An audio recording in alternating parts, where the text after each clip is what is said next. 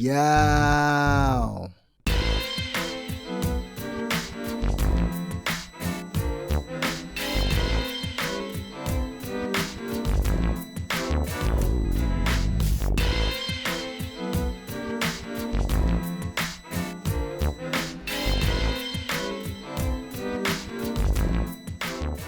Ladies and fellas, women and men, gather round, gather round. The Torchy and Andretti show is about to begin. It is I, your host with the most, the one and only. It's your boy Torch. What up, what up, what up, beautiful people? How y'all doing today? Everybody good? Everybody living great? Why, thank you. I'm doing well as well. I appreciate the pleasantries and concern. Your boy is doing all right. I know it's been a while since y'all last heard from me, and we got a lot to get into today, so we're gonna get straight to it. But before that, before the serious, we gotta have the funnies, right? We gotta get straight into it. So I was chatting with my boy the other day, and we started talking about some of our earlier jobs. I don't remember what the conversation was based around, but I think it was something about like how greed corrupts corporations so badly that they make some of the most obvious bad decisions.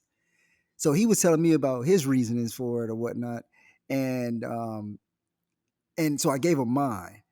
Now my reason, I think y'all are gonna agree with. So let me break it down to you how it went.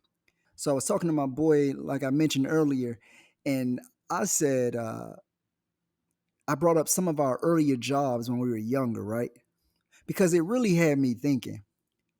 Me personally, I have no idea what these companies were thinking hiring us as kids. It doesn't make any sense. Like it made no logical sense to me. So as it pertains to the conversation we was having, I was thinking it had to be cheap labor. It had to be because it wasn't the overall quality of the work that we were doing. Let me stop that right now. I mean, we did good. We weren't like trash. We weren't like the laziest or whatever, but we were kids. Looking back at it now and having a little bit of age on me now, it's like, oh yeah, yeah, yeah, yeah, yeah. We shouldn't have been doing that. We shouldn't have been doing that because I remember when I worked at the movie theater. See, my first job, I think it was like the street job you find, make some money under the table. I did so many odd jobs. One of them was what washing cars. I mean, everybody done did that at some point as a little kid, and just to make some extra money or whatnot.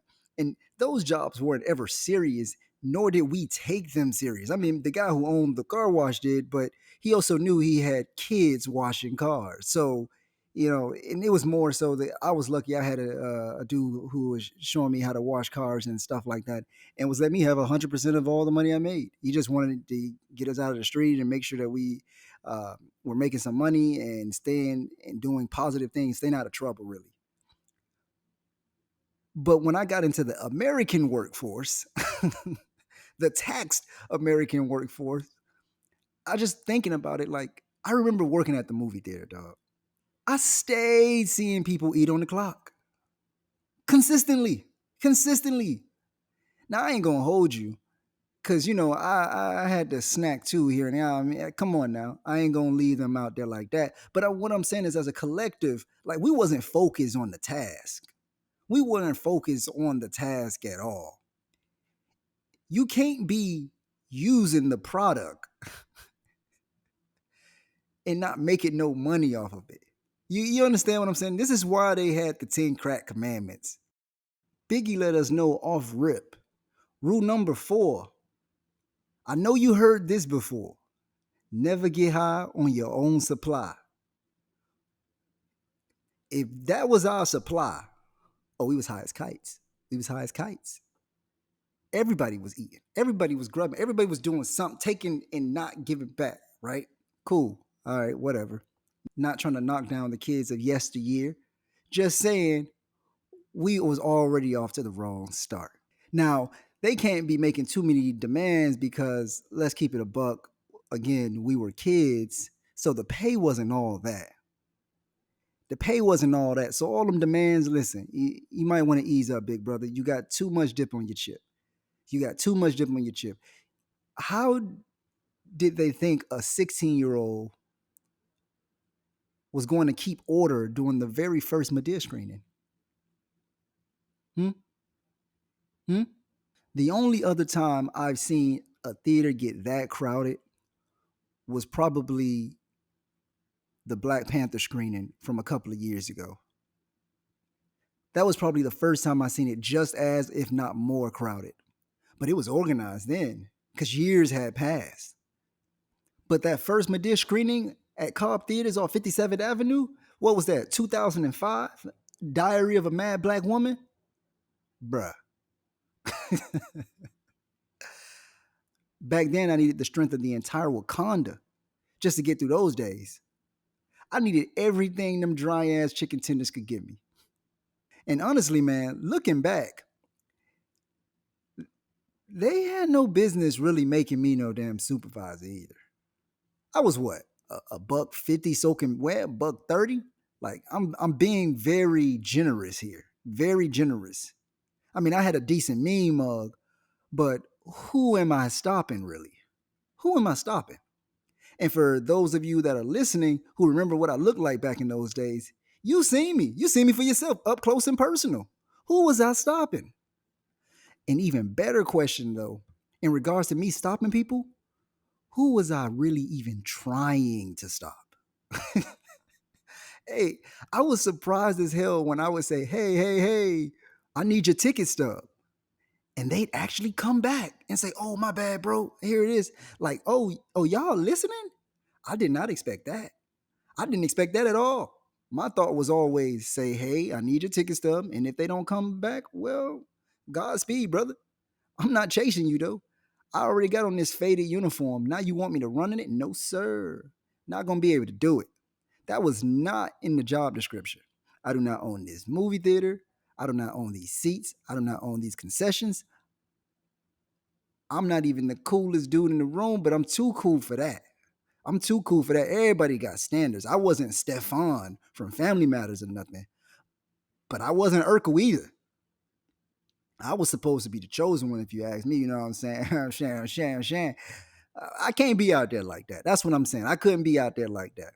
That was a critical time in my life. I was building the empire. You know what I mean? I was building that up. I'm still building now, but I would have been way behind if I would have did that. Plus, I'm not a cop.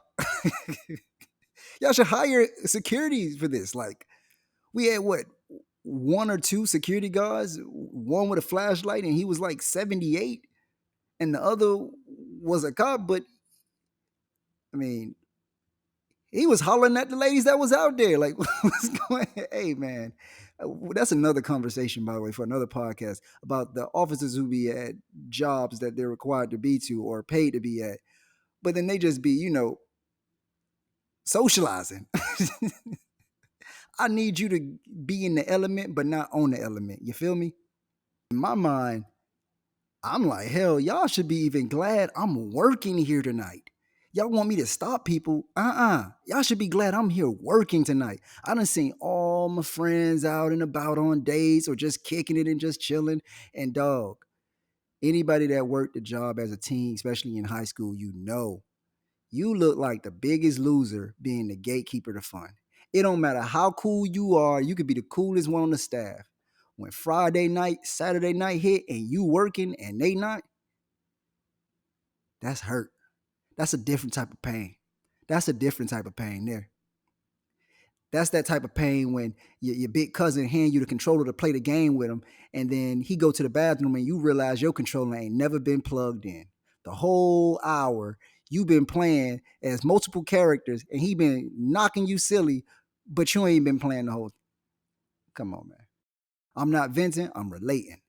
And of course, when your boys come, you gotta kick it with your boys. You gotta kick it with the team, and that means you're gonna get roasted. So on top of not getting paid, being the doorkeeper to fun, you also getting roasted, which didn't bother me actually.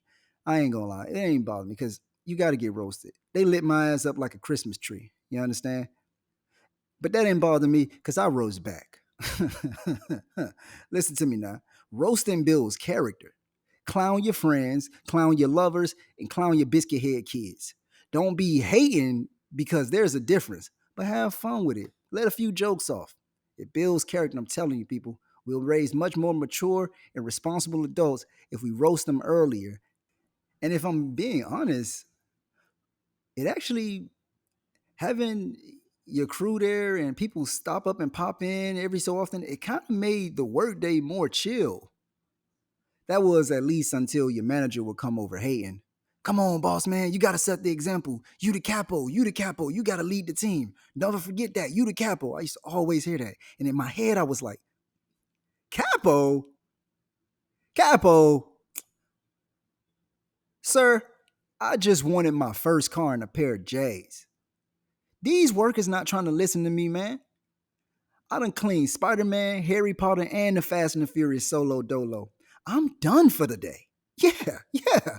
You got life messed up if you think I'm not about to post up on the block with the home team. I done worked hard. I done skipped my lunch break. I deserve this break. Now, of course, I didn't say it exactly like that. You know what I'm saying? I ain't said exactly like that because, I would have been fired. It was more like my bad. You right. I'll work on it. Got him!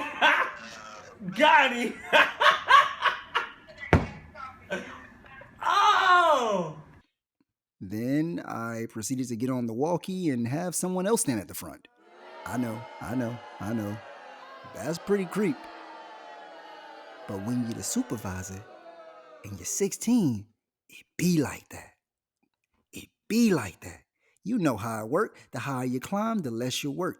Funny enough, though, my team was A1. I joke and mention all this slacking and yada yada yada, but nah, we was on it. I always felt that if we work smarter than harder, we get stuff done to have more fun. Man, that was a bar. I ain't gonna let me write that. If I work harder to smarter, I bet. But yeah, work smarter. You ain't got to be in here slaving.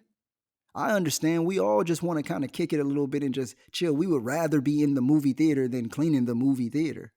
So we always worked smarter, had the fastest times, most clean theaters, higher approval rating. But I got to be honest, man. I'm a respectful dude, or at least I try to be.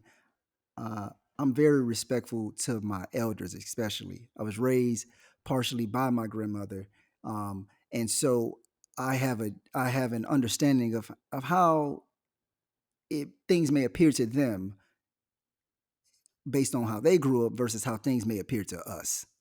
But I gotta say, I'm gonna just keep it a buck. You know who were the most difficult people to work with, dog? Older people. I'm talking team 50 plus. Yeah, I gotta do it. I gotta do it.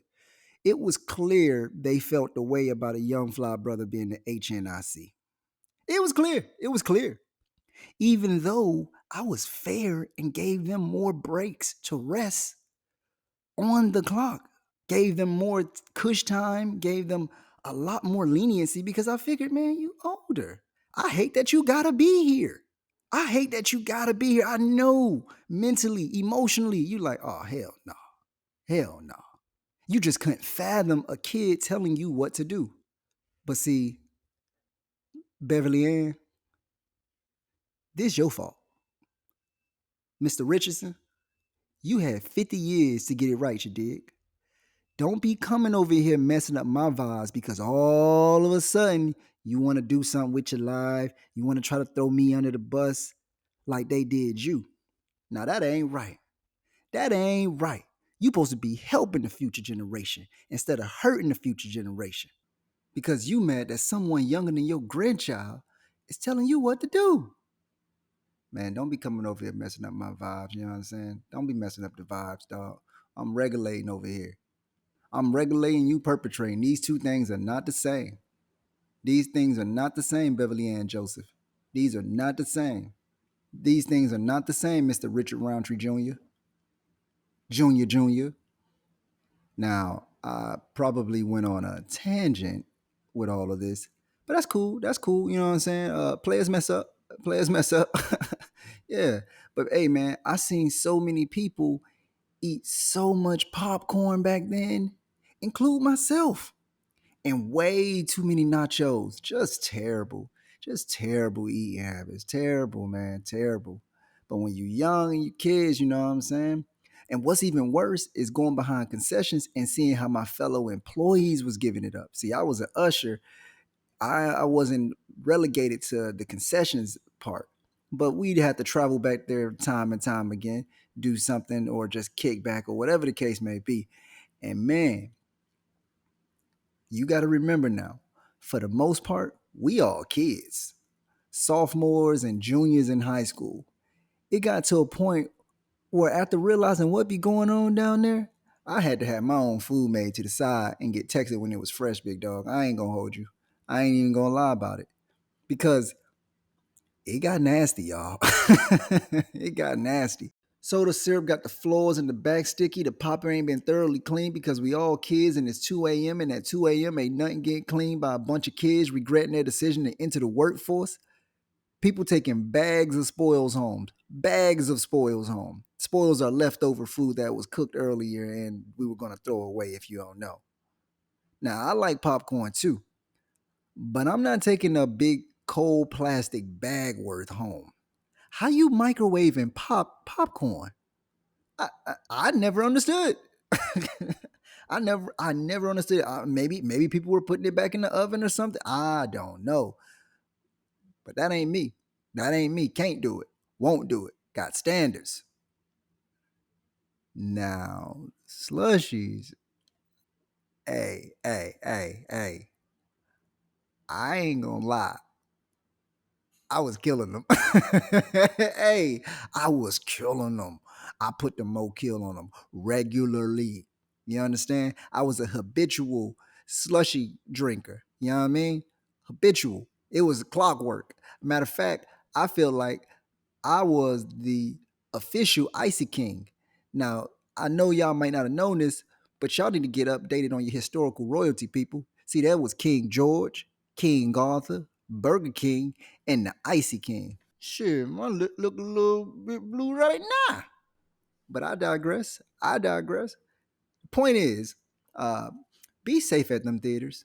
Workers and moviegoers alike were not washing their hands. Let me tell you that straight off the top. They were not washing their hands.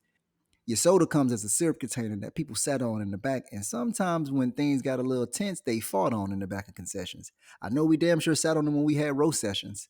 The popper is old. The hot dog's been out there for hours, fam. That's deadly. Them pretzels dry as hell. And the french fries and chicken tenders did kind of slap, but everybody would walk past the frying section all day just hand grabbing, bare knuckle hand grabbing, whatever they wanted. The movie chairs were new, but just being honest, they smell older than you and me. It was only truly spotless when we knew corporate was coming. I mean, what do you expect? These movies are coming out on the hour, every hour, and you only get 15 minutes at the max to clean a theater with four kids. Four kids and an older chaperone that don't want to be there and don't want to listen. What did you think you was going to get when you got 3, 4, 5, 6 schools going to see Fantastic Four during their summer camp field trip? Dog, for y'all that got kids, I want y'all to know they be wilding when y'all ain't there, dog. They be wilding. Ain't no way it was that much butter and popcorn on the floor. They had more butter and popcorn on the floor than they did in their bellies. It was crazy. It was crazy. And for those type of screenings, because we would have 5 to 6 schools per theater, oh, it was packed out. It was packed out. And the theater times that they gave us was no more than 15 minutes. Usually we have 15, maybe 20 at max. Those days, it was a cash grab. 15 minutes. That's all you need. What you think is gonna happen? What you think is gonna happen? Little Joshua done threw up all the way down the stairs because he had candy way too early. Way too early. Who you think getting that? Come on now. Come on now. If we giving it up, let's give it up. I, I can't make this up. So I suggest you keep your head on a swivel. If it ain't bagged or bottled, or you ain't got a homie in concessions or on staff that'll plug you the right way you need to be plugged, eat before you come, big dog. I know you think he probably a brokey and you don't know why he took you to the movies and he don't want to let you listen, sis. Sometimes he might just be broke. I ain't gonna hold you. That's a real thing. But if you can eat after, take that option. Take that option. Trust. Now, this is for the Cobb Theaters, Crown Theaters, Regal Cinemas, and some of the AMCs of the world.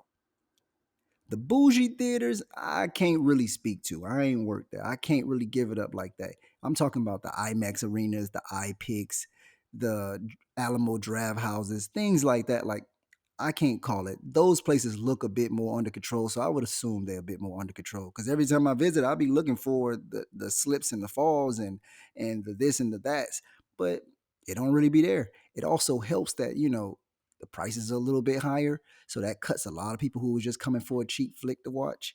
People who was used to paying 15, now you got to pay damn near 35. They might not slide to that. You also only got 25 seats in there, bigger seats, bigger sections, more space. So you get to see everything. You get to clean a little bit more. And they aren't running theaters back to back to back all day. You have sometimes almost an hour between those times. You can really get in there and do what you need to do. So those theaters, I mean, they seem to be a little bit more under control, but I don't know for sure. I would hate to find something nasty while I'm sipping my mule and watching this movie with my lady. You feel me? Like that's nasty hours. But again, I don't know. I got out the Ponzi scheme before they made those theaters so regularly. I'd imagine it'd be different now. At least you hope so. In other news, though, America recently decided we are now living in the past with the U.S. Supreme Court officially deciding to reverse Roe versus Wade, which declared the constitutional right to abortion. Uh, for about a half a century, that ruling stood, and now it stands no more. So, what does that all mean? Well, a lot of things, really. And while I'm not sure if I'm the most educated person in the field to discuss this, based on what I'm seeing, I also don't think most of the people who made this decision are some of the most educated people. So, let's start with them, the supporters of this ruling at the supreme level, because really, it's time to put names to faces, people. We always saying the government this, the government that, and that's likely probably true. But we need to know who are the specific people in this system that are doing this. Who are the cogs that keep blocking justice? Amy Coney Barrett. Get over here! Samuel A. Alito Jr., Get over here! who said, quote, "It is time to heed the Constitution and return the issue of abortion to the people's elected representatives," end quote. He also called the original Roe decision, quote, "egregiously wrong and deeply damaging," end quote. Hmm, interesting. Carry on.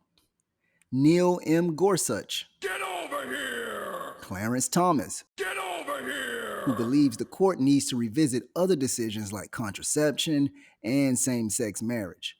More literally, he has called on the court to overrule the rulings in Griswold versus Connecticut.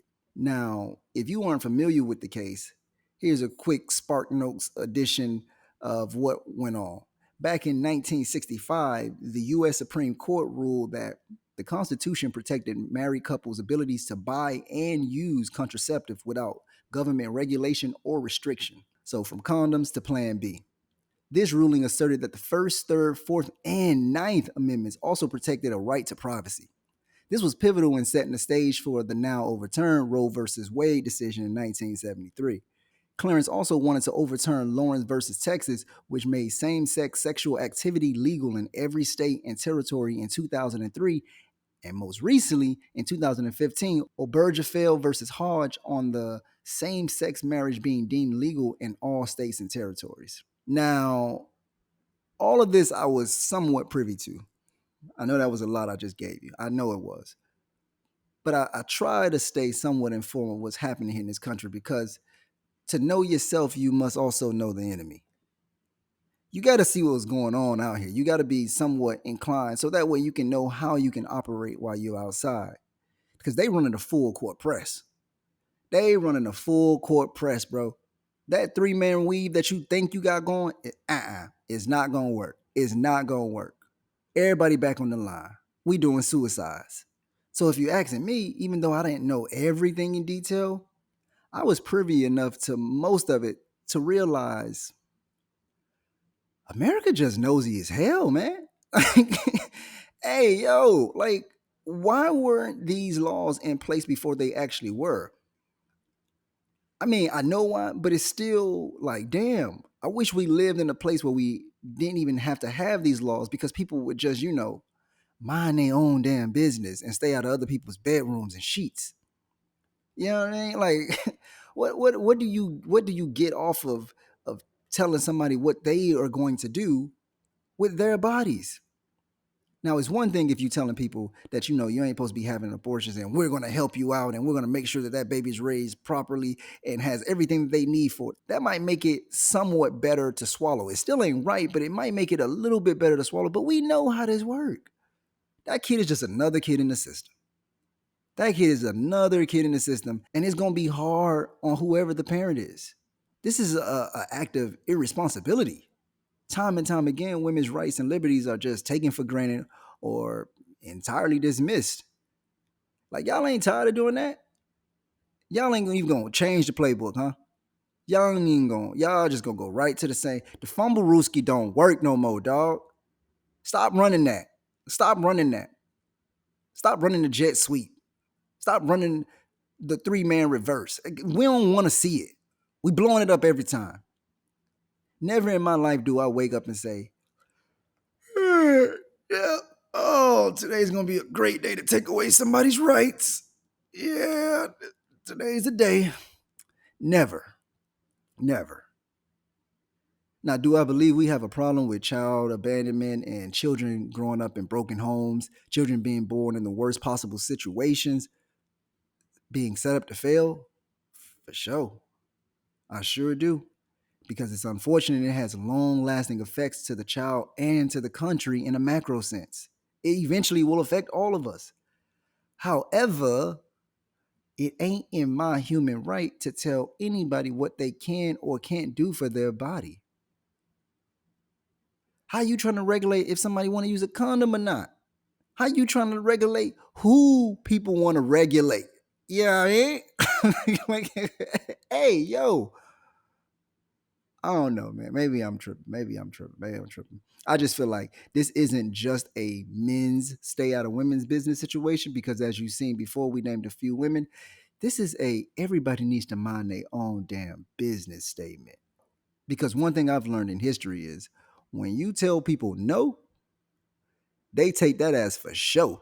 And there's going to be a lot of people doing a lot of strange things illegally to get things done that may damage their body, their life. Who knows? Because they were doing it before. A little bit of information for those who need to know. Currently, 13 states already have trigger laws in place that will prohibit abortion once everything is official, with about 10 additional states working to join that group, bringing the total to 23.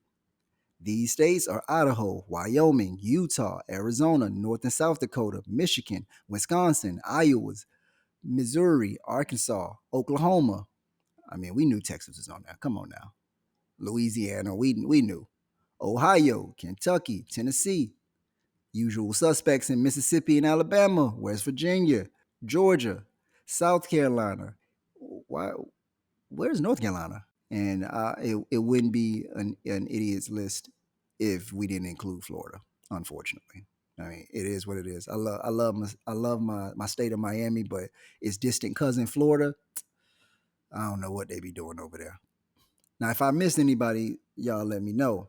Oh, and currently, only 4 of these states that were mentioned have exceptions in their laws for rape victims. That's Idaho, North Dakota, Mississippi, and Wyoming.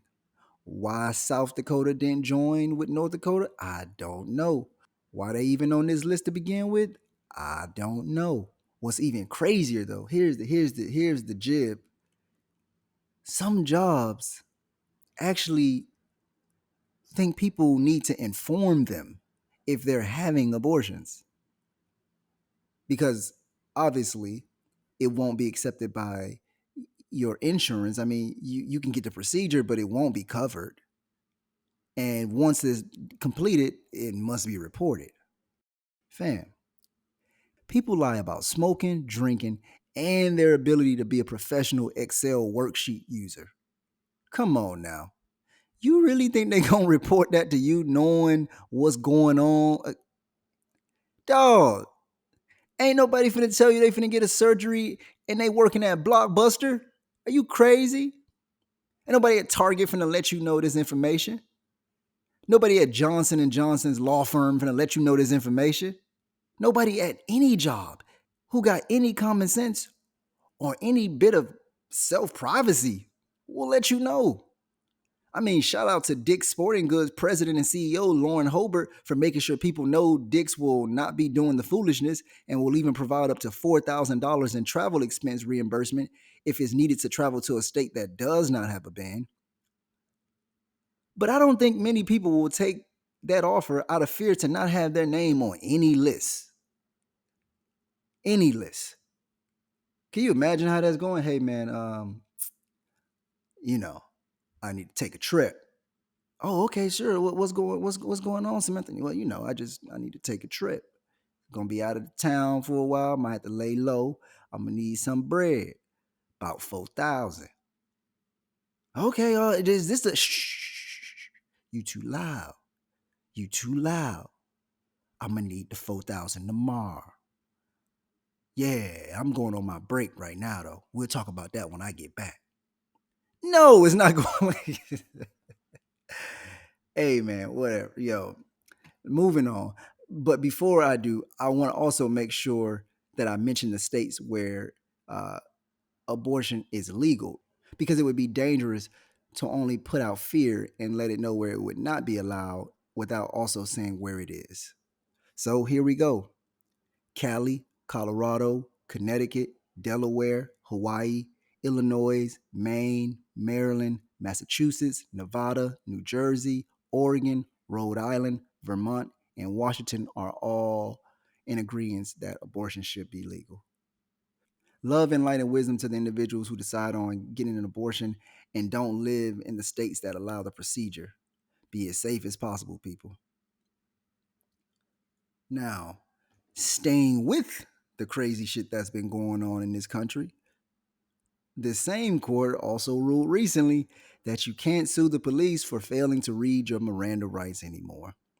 I mean, you still have the right against self incrimination, and the police will still have to inform you of your rights to remain silent and have an attorney. But as of today, you can't seek any damages if they violate these Fifth Amendment rights. Let me be clear, they will most certainly be violating these Fifth Amendment rights. They already do.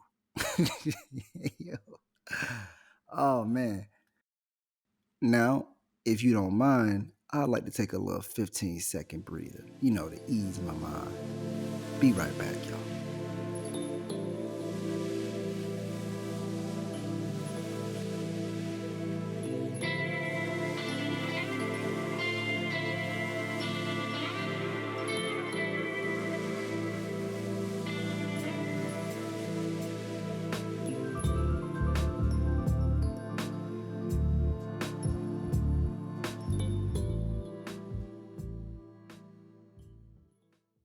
Now, sports. All right. So it's been a lot to discuss, right? Some funny, a lot frustrating, but now this is what you came for. I mean, it's been a while, hasn't it? So I'm sure this is what you came for. If you haven't heard me say it before, I'm here today to let the whole world know. The NBA free agency season, that's the top 3 sports seasons, period. Top 3 sports season, period. The NBA ain't even playing. Like, there's no games being played in that season, that part of the year is better than most actual sports. As TNT would like to say, it's truly where the drama lives. You want to talk about trash TV? You might think your Hip Hop of Atlanta's, your Lifetime movie network shows, American Gladiator, watching Hercules with Kevin Sorbo for who knows the reason in 2022. Man, if you looking for some drama like that, look no further than the NBA free agency. Now, I don't get a single dime, not a coin, not a yen, Not a shilling. Nada. I don't get nothing off of what these boys decide to do. And yet here I am, locked in like it's the 50th rerun of Law and Order SVU. For fans of the sport, we gotta admit, it's a wild ride, isn't it? Think about it. That Rudy Gobert trade to the Timberwolves. Dog, in exchange for Rudy Gobert, the Jazz will be receiving Malik Beasley, Patrick Beverly, we'll get to that in a minute, Leandro Balmero, Jarrett Vanderbilt, the Wolves 2023 first round draft pick, 2025 first round draft pick, a pick swap in 2026, 2027 first round pick, 2029 first round pick. Oh, and the 2022 draft's number 22 pick, Walker Kessler, who just happens to be 7'1", and based on the tape, he's a much more advanced offensive version of Rudy Gobert during his time in Utah. Now, the start of the season, it was rumored that Donovan Spider Mitchell was getting tired of Gobert. I know we all saw the blow up during the pandemic lockup and Rudy Gobert coughing all on the mic. Donovan was just getting tired of Gobert. Just probably getting tired of losing more than anything. And you know how sometimes when you fight with somebody, it don't really be what you be fighting about that really make the argument. It be the fact that you done had stuff stored up for so long and you was just waiting. Hey, you was just waiting. Like a toxic dude in a relationship, you was waiting for her to turn the air conditioner on 78 so you could get the hell out of there. You looking for a reason. And I think Donovan was hoping that they would find any kind of reason to get rid of Rudy. But nobody saw them getting solid bench players, way too many damn draft picks, and a first round pick who's supposed to be Rudy Gobert's replacement, but better? Come on, man. Nobody saw that coming. That's a heist. That's full broad daylight robbery. Nobody saw that coming. Not even Donovan Mitchell, because it seems nobody on the Jazz is safe. His name had been floating around for the last 2 years, but who I really felt for was Pat Bev. Well, at first, at least. At first. Because in my mind, dog, you can't get traded. You play in Pat. You won the championship for the play-in. How y'all got the nerve to trade this man? Before, he joke a lot, right? But there's some truth in what he's saying. Before he came along, the Minnesota Timberwolves had the exact same players, but were not getting in the playoffs. Let's keep it a buck. He might not be the most talented person on the team, but he was definitely the heart and soul of that team and changed their mindset. So for Minnesota to just be trading them that easy, it's like, okay, all right, I see what's going on here. Minnesota ain't been to the playoffs since Kevin Garnett was eating grilled cheese sandwiches at halftime. Y'all foul. Luck would have it, though, he ended up on my Lakers like I predicted he would. Listen, man, when you know your squad, you know your squad. We love guys like Pat Bev. We love guys like Pat Bev. If you don't believe me, look at Ron Artest. We always go after that guy. But I don't mind playing Pat, to be honestly. We need some defense and some pride. Our team was a little bit lackluster and we were more focused on the names than we were on the game. So I don't mind that. He's going to regulate for sure. At least bringing in more communication. And he probably will play really well next to Russell Westbrook, who now doesn't have to try to play defense, because we all know that that's something that Russ has always either not really tried at or struggled some to play effective defense. So that saves him more energy to just play offense. He also plays on the opposite side of the court than Russ. Russ likes to post up in the mid-range. Pat Bev is going to be in the corner. By the way, he's shooting 37% from three for his career. That ain't nothing to ring the alarm about, but it damn sure ain't bad. I believe right now, based on percentages, Pat Bev is probably our best three-point shooter. Which doesn't mean we're going to have him out here shooting 30 shots. It just means we can open up a little bit and we got somebody who is capable of making those shots. He's also a team player, motivational guy. Lockdown defender. We all know about it, Mr. 94 feet himself. And you know I love me a good defensive player. If you ain't playing defense, you ain't really playing, in my opinion. Unless your offensive game is just out of this world. And there's only so many people who could just take over and not play any defense. If Kevin Durant can play defense, your ass got to play defense too. Damn that. That said, this move, while it does make X's and O's sense, while it does do some things for the analyst guys, I don't want to get into that talk, but if you ever want to talk about it, we can definitely chop it up. But while it does do something for those guys, I don't think this is giving us a title per se. We still got another move or so not involving Kyrie that I can think that can make things fun again. But the Pacers ain't returning our calls, so we can't get Miles Turner or Buddy Hield. So, yeah. I mean, we might get somebody from the Utah Jazz, a couple of players from them, if they really just having a fire sale like it looks like they're having. But until then, this is the squad we got, and I'm all right with that. Because we have the talent. I don't know about having the talent for winning a championship, but we had the talent to be way better than what we were. So let's just see. Moving on to the other trades in the NBA, the Knicks moved Alec Burks and Nerlens Noel with picks and cash in an effort to make room for the newly signed free agent Jalen Brunson, which honestly, I'm not mad at. I mean, is he the best point guard out there on the market? No, not even close. But a dog is a dog, and that dog bite. Y'all seen the note on the gate. This dog bites. And at $104 million over 4 years, I mean, that might be a step in a good direction. Now, I know Donovan, again, I've been mentioning him twice because I'm going to get to it, but I know originally he was mentioned or rumored to go to New York. And while that name seemed to be big, I'm here to say, that wasn't it, New York. That wasn't it. Not at all. I know you're thirsty for wins, but DM ain't it. And that's no slander to him. But Donovan, to me, is a volume shooter. An undersized volume shooter at that.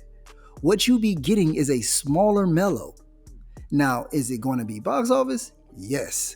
Make no mistake, Donovan will give you a 50 piece with ease. He gonna put some points on your head. Somebody gonna have to catch them. Somebody gonna have to catch them shots. But what's it gonna cost you? Because you likely have to give up quickly draft picks, more debt, and Julius Randle.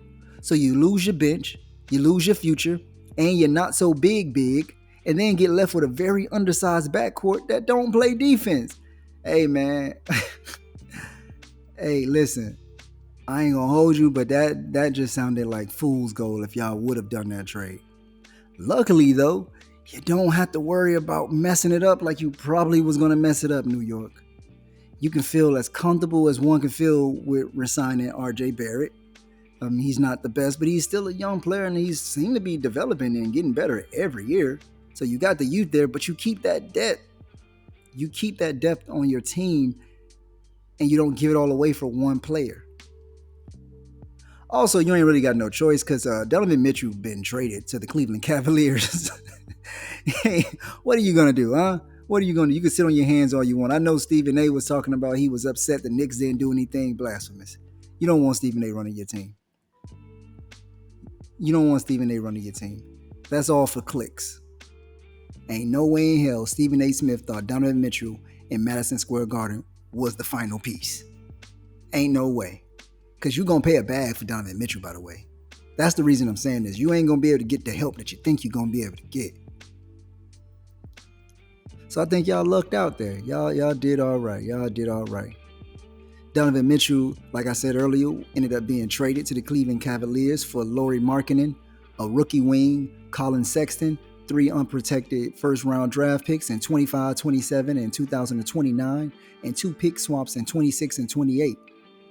Colin Sexton, who he's a solid player, offensively he can get some of his own shots, but defensively is where he really earns his buck at, and I think that's really going to hurt the Cavs losing that, because that allowed Darius Garland to just kind of lead the team and not necessarily contribute on that end as much as he probably could have.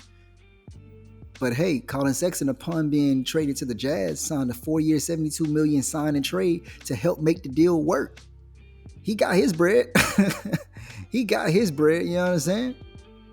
Sometimes we really got to look at it and just be like, man, you know what? You got paid. When I think about Pat Bev, and I know I said earlier, dang, they did him dirty. Minnesota did him dirty. Yeah, they did. But at the same time, no, they didn't. In 5 months, he made 13 mil. He all right. Hey, he all right? He all right.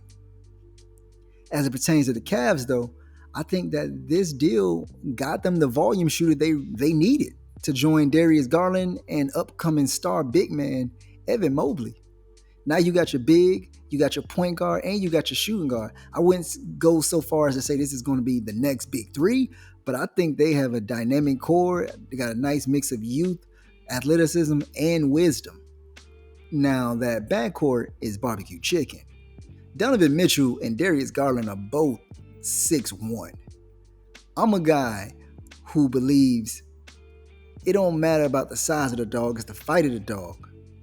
But I ain't never really see these dogs fighting. Like, not really. Like, I ain't see that yet. So if they do, then hey, shocker to me. But until then, it's a mouse in the house. All the hoopers know what that means. Hey, it's a mouse in the house. Give me the rock.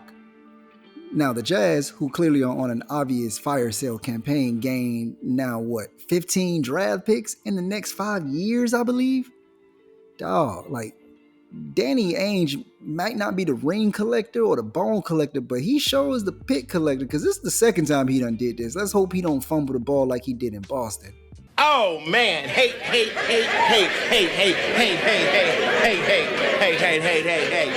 Oops. Speaking of them damn Celtics, the Celtics acquired Malcolm Brogdon for a bag of Girl Scout cookies. Like, for real. At what point are we going to call the authorities on the Pacers and the Celtics? The trades these fools been conducting is just blasphemous, dog. They literally gave the Celtics the point guard they needed for a hand of low spades. I'm not even sure we gonna call them low spades. Let's say low clubs. Yeah, low clubs. The Celtics at one point seemed to be looking to trade star wing Jaylen Brown in pieces for Kevin Durant at one point. Now, I never thought this was going to ever happen, and for several reasons. One of which, KD didn't want to go to Boston. I mean, that's the most important reason.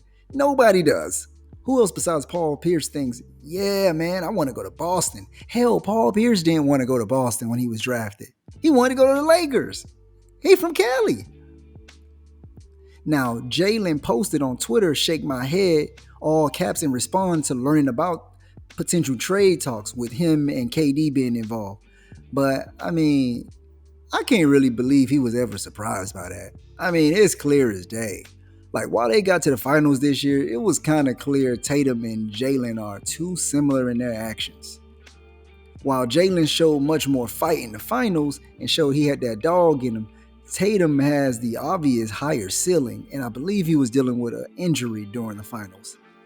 And the Celtics don't seem to ever bring his name up in any trades. The odd man out has sadly always been Jalen. And if any trade does go down for Jalen, I'd say it's a good thing. I feel like he needs a little bit more room to bloom. You feel me? That your turn, my turn, your turn, my turn game him and Tatum play leaves the team with Marcus Smart as their leader. And I like Marcus. I think Marcus is a great impact player. But that ain't a good look. Marcus Smart might have a spirit of Celtic pride, but his play is inconsistent. The Celtics literally traded for Michael Brogdon after Marcus told reporters he's the team's point guard. I can't be too sure if that first team meeting isn't awkward at all. I wonder how these minutes gonna work. But I really do believe Brown could really thrive elsewhere as the main guy. But who knows? Because, it's just rumors after all. So back to the deals that actually got done. The Kings traded Justin Holiday, Mo Harkless, and a first for Atlanta's Kevin Huerter First, I ain't gonna lie, I was kind of confused by this, but they got DeJounte Murray from the Spurs, so it makes sense. This won't mean anything though if them boys don't get back to playing defense. But with Murray there, it'll be a little bit tougher to chase around two shot creators than just one. Last year, we saw the Heat put Trae Young in Guantanamo Bay because they had no one else who could create their own offense. Murray don't have that problem. The Trailblazers got Jeremy Grant from the Pistons for a few draft picks. I want to be sad for Dame Lillard, but Dame just signed a 2-year extension and now his contract worth $225 million.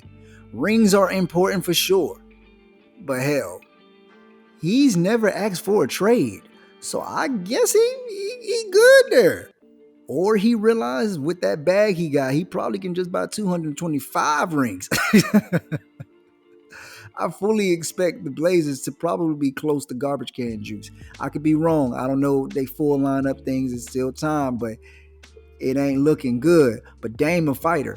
Dame is a fighter, and you got to give credit to the players who stick through it. He's sticking through it, and he getting straight to it. We always say we can't stand the stars that be leaving for rings. Well, here's a top star. Easy top 75 talent. But probably won't ever be sniffing a deep playoff run without any real substantial help and defense. Monte Morris and Will Barton's time in Denver ended as they was traded to Brad Beal's Wizards. By the way, new member of the Get Money crew. Brad Beal signed that extension too, like Dame, and his situation is the same. Granted, I ain't never really thought a Brad Beal-led team was shaking anything but a lotto ticket. But Monte is a stud and Will is a vet's vet who can still score. Plus, with Michael Porter Jr. coming back to the Denver Nuggets, it really just wasn't enough basketballs to share between Porter, Jokic, and Murray, and Monte. The key for Denver will be, can they stay healthy? I mean, they always have the talent and the skills, but can they really stay healthy? Can their potential turn into anything real? The closest we saw to something real from them was the bubble. But I mean, we know how all that went because they ran into my Lakers and, well, that was that on that. And if anybody's still hating on the Lakers title during the bubble, well, your mama.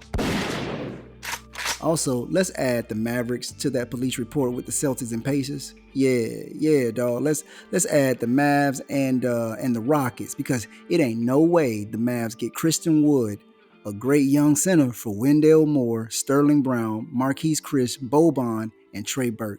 Respectfully, hell no. Hell no. Everybody going to jail and nobody collecting $200 when you pass go. I'm sick of it. Hey man, when I think of deals like this, I still get mad about the Chris Paul deal, as you could probably tell. I'm still in my feelings about that one. I'ma just take a moment to woosah. Gotta remember my pressure points. But that's it for the trades because the rest are role players and draft exchanges. If you want to see that, well, Google is free. I mean, come on now. Google is free. Now for what y'all been waiting on, let's speak on the elephant in the room. KD wanted out, y'all. Brooklyn Nets star, the god himself, the Slim Reaper, which I don't know how that works. If you the Slim Reaper and you the god himself, that seems conflicting. But, you know, it is what it is. KD was trying to get the hell out of Dodge. And you know what? I didn't blame him. I didn't support it, but I wasn't mad at it either. Just so we all are aware, KD recently made it known after speaking with the coach and management he's now going to stay with the Nets. But it wasn't always that way. KD joined the Nets back in the summer of 2019. He left the Warriors after winning back-to-back titles and unfortunately tore his Achilles during his attempt for the ever-elusive three-peat against the Raptors. Being honest, it's kind of crazy to think about how long ago that was in the NBA. Like in NBA years, that's a while. I mean, in real years, 3 years is a while too, but in the NBA, it feels like time is just flying. That feels like 20 years ago. Don't believe me? Ask Klay Thompson. Went from a possible career-altering injury back-to-back to averaging 23 plus points in the finals this year. So KD originally wanted out. And according to KD himself, he would have liked to go to the Suns or possibly the Miami Heat if the Suns couldn't happen. Now, my initial low-hanging fruit response to this is, hey, KD ducking the fade, dog. Come on, man. KD ducking the fade, man. I mean, I don't think he is, but man, they gonna fry him up for this, whether it happened or it didn't happen. You leave the Thunder for good reason, in my opinion. But people ain't like that either. Only to go to the team that beat the Thunder, the Warriors. People really didn't like that. People really didn't like that because they beat y'all in the Western Conference Finals, and y'all had a chance to win. Then you leave one of the greatest teams in Golden State Warriors to do your own thing in Brooklyn with your mans Kyrie and eventually Harden. Then after just 2 years of play there, you slide and request to not just any team, but the number one team in the Suns and a top 5 East team in the Heat. Hey, man, I can't defend you from that, big brother. I can't keep jumping in when they start putting their hands on you. All my life I had to fight. And now you got me fighting for you and you not fighting for me. Not going to be able to do it. Now that's the easy answer. That's the easy answer, the low-hanging fruit answer. The not so easy answer, the one you probably should just think about and I wish more people talked about, is, oh well. Oh freaking well. It's in his right to do so. Don't blame him, blame the NBA. They set the precedence for this to happen. Trading players when they got tired of them or when they felt like somebody had outlived their contract or their purpose. Marcus Camby was traded 7 times. Drew Gooden was traded 10. My boy Trevor Ariza, lockdown defender and wing specialist, was a part of 9 squads, and he a former champion. It wasn't a problem then. It was never a problem then. It was always business. Well, business has changed drastically since those early times. Fans and league owners and officials need to recognize the same. Stop falling for the damn okie doke every time. Players have a lot more power and care a lot more about how they're spending their time and making their money. So why is it a problem now? They're literally doing what the owner's been doing. If my job is treating me a way that doesn't match with how I feel I should be treated, it don't matter how many undocumented days they give me off to make up for what they lack in offers. I'm out. I'm gone. Y'all know damn well y'all be job hopping for more bread and more perks. Our forefathers and mothers could do that. They were trying to stabilize the situation. They leaped so we could fly. Yep, fly. Fly. Fly right out of that situation into a much better one. This is a players' league, and if you haven't been paying attention, people, all that stuff in the David Stern era, bless the dead, all that stuff left when he did, and for a good reason. And I'm talking about when he retired, not when he passed. That would just be terrible. He did what he had to do to keep the league afloat, but now we on cloud 9, baby. We on cloud 9. You ain't finna be telling me how to dress and how not to dress, especially when it's making you money. And you can't put that rabbit back in the hat. So stop asking KD to be loyal to any team when we know that ain't how any of this works. Stop being haters. That's dry hating. All the people who I don't really like this and that and this and that and the other, and you do the same thing in your job, that's dry hating, dog. Pocket watching. He another Achilles injury away from being trade fodder. Let's cut it out, people, and stop the dry hate. Because that's really what a lot of this be sounding like. Get out of your feelings, big dog. We told you Keisha was toxic and a bad move, but guess what? You went back, and now you're having triplets and begging for a release. How you feel about staying in a Steve Nash offense you didn't sign up for? Come on, man. Have y'all seen that man's sets? I'm all for letting players coach, but damn, that was terrible. Now, the same people who clowned him for requesting the trade are now calling him a flake because after having quality conversations with management, he decided, you know what? This was probably the best option for me. I'm going to just go ahead and stay and play a little bit of more my contract out. Because you know, you can always change your mind, right? You're an adult now. This is the real world. You can change your mind if you so please to. Of course, do things respectfully, but walking up to the owner and saying, hey, yo, I don't want to be here no more. It don't get no more respectful than this. This ain't behind your back. This ain't no press conference that no one knew was coming. This ain't sending jabs to management through the local newspaper. Come on, man. Y'all wake up and get the molasses out your asses. As a player, you damned if you do, damned if you don't. And in this situation, because we don't really ever hear much from KD, all that other stuff was speculative. That was reporters having deadlines due. He didn't say any of that. Remember the words that he said, because he's very particular about what he be saying and who he be telling it to. Now, Kyrie Irving, I'm going to keep this one short and to the point because I've already talked about Kyrie Irving a whole bunch of times. Until it happens, it ain't happening. Would I like Kyrie on the Lakers for Russ? Hell yeah. Quick, fast, and in a hurry. Do I think we could still make this year work with Russ if all parties are committed instead of having Kyrie? Yeah, potentially. And we probably will have to for at least this following year. But the former don't matter until a trade happens. Have you not learned anything from my painful experience with the CP3 deal? I'm telling y'all, man, I use that as like the center of all the nonsense. At that point, I was chasing every detail and every rumor, just like everybody else. And then that happened. And it was like, oh, people just got deadlines. They just be writing here. That woke me up quick, fast, and in a hurry. All these announcements are cute and all, but let me see the ink dry and the NBA office stamped approval. I'm sorry, big fella. I got trust issues. It went from it's a done deal to only the Lakers want him, to the Lakers coaches talking about Russ will be great on this team, to Russ firing his longtime manager who wanted him to stay on the Lakers, so he must be leaving now, to now the Lakers traded for Patrick Beverley, so the Kyrie deal is dead, to the Kyrie deal may still happen by the trade deadline. Man, don't nobody know what's what. Don't nobody know. Everybody guessing. I done gave you 12 narratives just now. Don't nobody know. People just talking and turning in deadline stories. Who knows what the hell is going to happen at that point? All I know is we officially extended Bron for 2 years, $97 million, and I'm here for it. A star like Bron, hey, let him leave when he want to leave.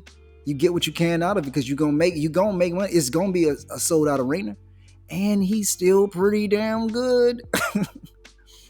He's still pretty good. So you let him leave when he's ready to leave, especially since AD don't seem to be ready to take that step just yet. Bron still can hoop and is still very effective. And anybody who think otherwise just don't know ball, and they just in their feelings and they just a hater. Straight like that. It is what it is. I mean, let's just call it what it is. Just a hater. The problem, or the key rather, for the Lakers is Bron should be doing every damn thing. That's how you wear him out. That's how he's getting his injury, because he's doing way too much. But you help him out a little bit, you got something. You cooking with grease now. And since we talking sports, before I get on up out of here, Brittany Griner was found guilty by Russian courts and has been sentenced to 9.5 years, if you haven't been aware of. I'm sure most people have, because it was a whole national campaign going on of free BG. Not BG the rapper, but Brittany Griner. Free BG too, though. I'm sure her team will appeal and or the prisoner exchange will happen. I don't foresee her serving that entire bid, but man, hey, Putin a different monster. You know, he a different monster, and it's clear she's being used as a pawn in political warfare. I hate this for her family, and her loved ones. I know some of y'all been on her head saying she's this or that for smoking and doing weed over there, and to that I say, yo, where's the compassion? Like, where's the compassion, bro? I don't want to see nobody in jail for weed, to be honest with you, especially an American woman in Russia during the Russian-Ukraine war. That's a terrible, terrible situation. I felt the same pain when I read the clipping for Iman Shumpert, who was recently arrested for flying with drugs domestically. However, he was just being stupid as hell, man. He was being stupid. That man was caught with 6 ounces. 1, 2, 3, 4, 5, 6, 7, 8 M's. Like, come on, bro. Come on, man. For people that don't know what size ounces look like, imagine a Glad sandwich Ziploc bag stuffed with cotton. Stuffed with cotton. Most laws say carrying 1 is too much because it's intent to sell. Fam, Why do you have 6? Uno, dos, tres, cuatro, cinco, seis. 6. Porque tiene 6? Yeah, y'all ain't know I had that little lot. Yeah, I mean, I got that. Hey, man, I'm international, baby. You know what I'm saying? I'm just part-time player, you know what I'm saying? Taking this thing global. But anyways, why do you have 6 ounces in your damn carry-on, man? Ah, hey, yo, boy, that's a different feeling to be rich. To be rich, you ain't even trying to hide it. I know people be stressing right now with 1 pen, and you got 6. I ain't gonna hold you, man. At least take him to the holding cell. Scare him a little bit. He need that. He need that. A little bit of that put you on the right path. A little bit. Get him out of there because I don't want nobody in there that long. Matter of fact, don't even take him to the station because I don't know how y'all doing. But take him to the little office in the airport. Sit him there for like an hour or two. That'll make him get right. Because that's another level of bold. Now he out now, but I still got the question. Why, King? Why? But that's all I got for y'all today, man. I don't know what to say about that. That's all I got for y'all today. I hope I answered some of the questions and gave you what you needed to get through the week, because next week I'm sure it's going to be hell again because it's been wild for the past, 2-3 years. These people out here still raising gas prices, monkeypox doing numbers, and ain't nobody I know who owe me money hit the lotto. If I said it once, I'll say it again. Adulting in America is the projects, yo. It's the projects. Also, rest in peace to one of the greatest athletes. Nah, man, we not even rocking like that. One of the greatest humans in American history. Civil rights activist, 11-time NBA champion, collegiate basketball and FIBA Hall of Fame inductee, Mr. Bill Russell. The family of Mr. Russell broke the news via Twitter, letting everyone know one of our greatest heroes transitioned peacefully at his Mercer Island, Washington home. Mr. Russell, who I will forever call Mr. Russell out of just sheer respect for the man, was 88 years old. Out of respect for the amazing achievements he accomplished, the NBA has decided to retire the number 6 jersey across all teams. All active players with the number 6 will be grandfathered in, but no new number 6s will be allowed. I can't hate on that. That's beautiful, man. Rest up, Mr. Bill Russell. Blessings to you and your family. We'll take it over from here. Take care of yourselves, people. Love and peace. Peace and love. We outside.